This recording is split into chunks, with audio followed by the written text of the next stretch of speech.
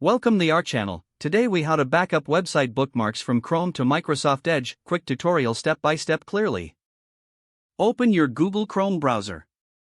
In the top right corner, click on the three vertical dots to open the menu. From the drop-down, select Bookmarks.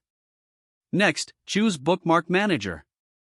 In the Bookmark Manager, click on Select Export Bookmarks. A dialog box will open, prompting you to choose a location to save the file. Choose a destination folder and click Save. Now, close Google Chrome. Open Microsoft Edge. In Microsoft Edge, click on the three horizontal dots in the top right corner. Select Favorites from the menu. In the Favorites menu, click on More Options. Choose Import Favorites. In the Import dialog, select the file and click Open. Microsoft Edge will then import your bookmarks. You can view them by clicking on the Favorites icon in the Edge menu. Your bookmarks from Chrome are now successfully backed up and accessible in Microsoft Edge. If the page does not load, refresh the browser or try again in a private or incognito window. Make sure you are using the correct email address, then retype it carefully to avoid small typos. If your password is not accepted, use the reset option and create a new strong password you can remember. Check your spam folder for verification or security emails, then complete any requested confirmation steps. Enable two-factor authentication if available to improve account security and reduce unauthorized access risk.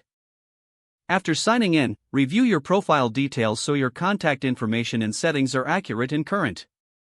If you see an error message, note it down and try again after restarting your device and internet connection. Log out when you finish, especially on shared devices, to keep your account and payment information secure.